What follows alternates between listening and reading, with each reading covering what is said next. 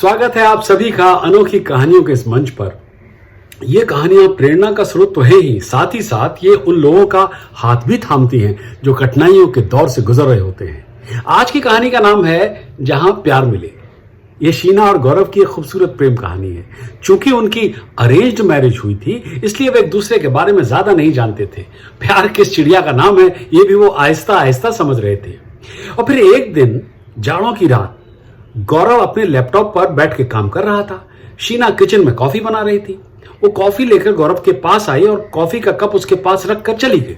चूंकि गौरव लैपटॉप पर बहुत अधिक तल्लीन था, इसलिए शीना ने सोचा कि वो उसे डिस्टर्ब न करे।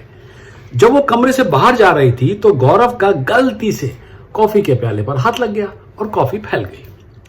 अब गौरव का गुस्सा तो मानो सातवें आसमान पर था और वो शीना पर बरस पड़ा। क्या तुम्हारा दिमाग खराब हो गया है? तुम्हें दिखाई नहीं दे रहा कि मैं एक इंपॉर्टेंट काम के बीच में हूं और तुमने कॉफी लाकर रख दी? अब इसे साफ करने में और टाइम बर्बाद होगा मेरा। शीना ने कांपते हुए स्वर में कहा कि तुम टेंशन मत लो, मैं इसे अभी साफ कर देती हूं। गौरव ने लैपटॉप उठाया और गुस्से से बाहर चला गया। उसने अपने लैपटॉप पर अपना काम जारी रखा। शीना ने गिरी हुई कॉफी को साफ किया और फिर वो चुपचाप बैठ गई। गौरव का ये क्रोध उसने पहली बार देखा था। अब आगे क्या करना है, इस बारे में उसके मन में हजारों विचार उमड़ पड़े। चूंकि वे नवविवाहित थे और उन्होंने अपने अधिकांश विचार साझा नहीं किए थे, इसलिए शीना जान नहीं पा रही थी कि वो कैसे प्रतिक्रिया करे। उसकी आंखें नम हो गई। रात में दोनों चुपचाप सो गए। उन्होंने एक दूसरे से बात नहीं की। सुबह दोनों शांति से अपने अपने ऑफिस के लिए तैयार हो रहे थे। तभी गौरव ने शीना से उखड़े स्वर में पूछा, क्या तुम मेरे साथ बाइक पर आ रही हो? शीना ने बस अपना सिर हिलाया और इशारा करते हुए कहा कि वो आ रही है। उसे ऑफिस छोड़ने के बाद गौरव बिना पीछे देखे बाइक लेकर तेजी से चला गया। शीना ने देखा कि वो अभी भी गुस्से में ही था। वो सोच रही थी कि कम से कम बाय तो कर सकता था। एनीवे, दोपहर के भोजन का समय हो गया और गौरव ने अपना लंच बॉक्स खोला। उसके आश्चर्य का ठिकाना नहीं रहा जब उसने अपना पसंदीदा भोजन देखा। वो अंत तक मुस्कुराता रहा और खुशी खुशी खाना खाया। खाने के बाद उसके मन में अपराध बोध से भर गया। मुझे शीना के साथ इतना अशिष्ट व्यवहार नहीं करना चाहिए था, उसने सोचा। वो ये भी जानता था कि शीना भी बिगड़े मूड में होगी और नाराज भी होगी। उस दिन वो ऑफिस से जल्दी घर आ गया। उसे पता था कि शीना को बिरयानी बहुत पसंद है, इसलिए पहले ही कि शीना ऑफिस से घर पहुंचे उसने बिरयानी बनाना शुरू किया और उसके आने का बेसब्री से इंतजार करने लगा। घर में प्रवेश करते ही शीना ने बिरयानी के मसाले की ताजा सुगंध को महसूस किया। डाइनिंग टेबल पर बैठे गौरव शीना को बिना नोटिस किए ही खाना खाने लगा। हालांकि वो जानता था कि वो घर आ गई है। शीना सोफे पर बैठ गई, उदास, थकी हुई और उसे घूर रही थी। अपना खाना खत्म करने के बाद गौरव ने दूसरी थाली ली और शीना के पास पहुंचा और बोला, लो खाओ, मुझे भूख नहीं है, गुस्से में शीना ने कहा।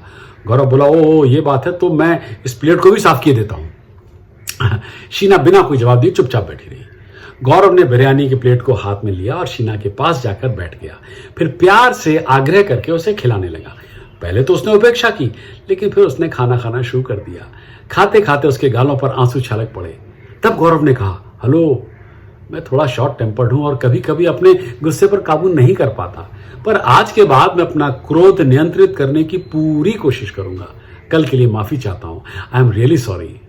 शीना ने कहा, मुझे मालूम था कि ये लड़ाई लंबी नहीं चलेगी। गलती मेरी भी थी। मुझे तुम्हें कॉफी के बारे में सचेत करना चाहिए था। गौरव बोला, मुझे पता है कि शादी करके उसे संजो कर रखना आसान नहीं होता है, काफी मुश्किल और श्रम साध्य है, लेकिन मैं वादा करता हूं कि मैं तुम्हें शिकायत का मौका नहीं दूंगा।